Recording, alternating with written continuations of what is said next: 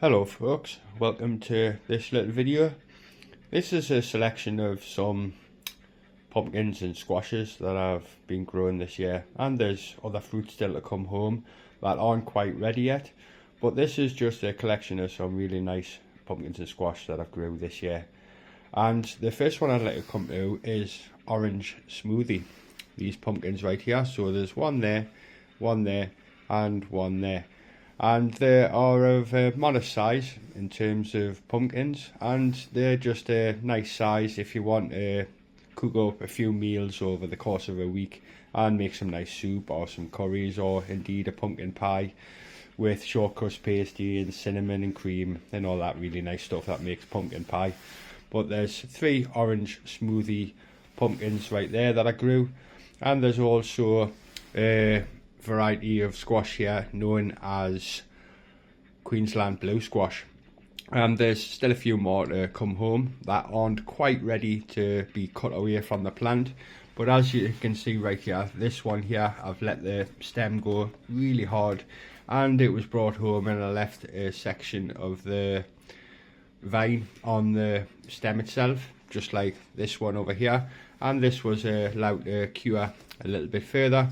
And as you can see, this is really nice and hard, this stem here, and this Queensland blue squash will store for a really nice amount of time, as will these 2 squashes over here. And this is an Swartz Hubbard squash, and as you can see, the stem on it I've allowed to go really dried out and hard, and these again are going to last for a really nice amount of time to use for some really nice winter food. So there's 2 Swartz Hubbard squash over there, some orange smoothie pumpkins, and a Queensland blue squash. And another variety of pumpkin that I grew this year, and this is one of the smaller fruits that was ready to be brought home.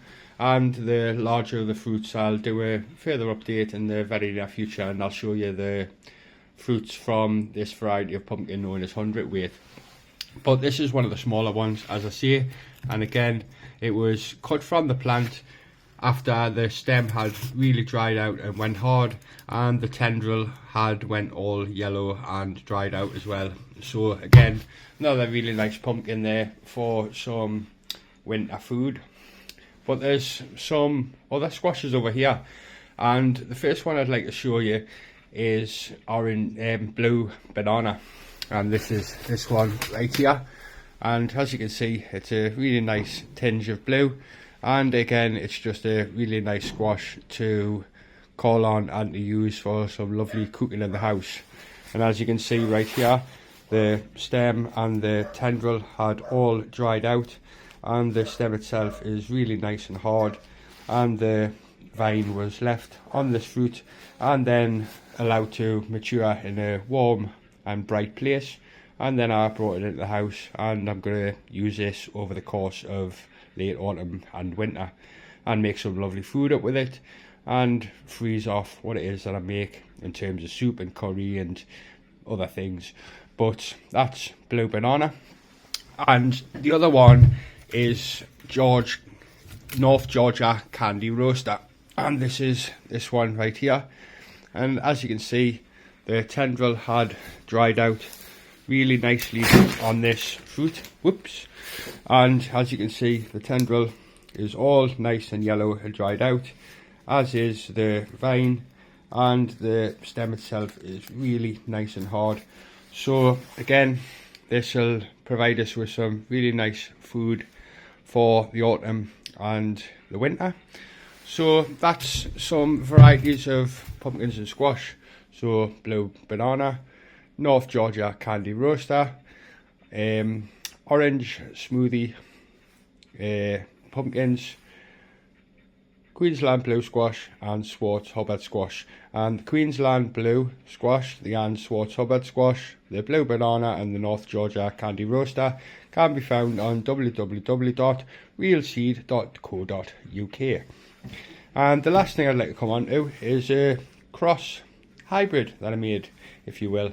And I crossed over a particular variety of pumpkin a couple of years ago with the Queensland blue squash, and the pumpkin that I crossed over was known as 100 weight, which is like that one over there.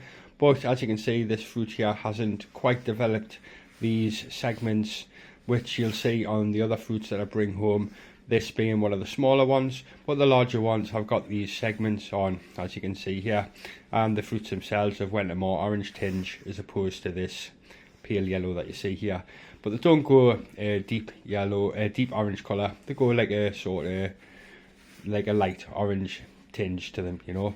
So I crossed a pumpkin with the Queensland blue squash over there, and this is the result. So it's a pumpkin squash, if you will, and I've been doing this for a few years, and when I do an update on this fruit, I'll show you the inside and show you that it is indeed a pumpkin type fruit, but it does have squash qualities inside as well in terms of the flesh. So pumpkin in terms of the fruit and its appearance, but there is an element of squash to it as well when you look at the flesh, which we'll look at in the future. But this is something I can send you some seeds for if you're interested, and the fruits themselves, as you can see, are a really nice size and they've got a lovely flesh to them.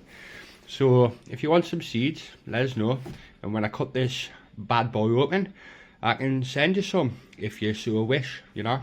So there's a pumpkin squash, alright, and again, let the stem really go nice and hard there.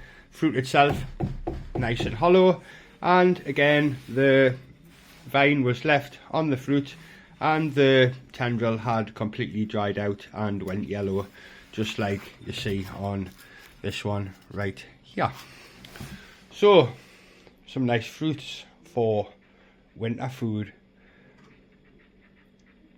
Catch you later. Thanks for watching.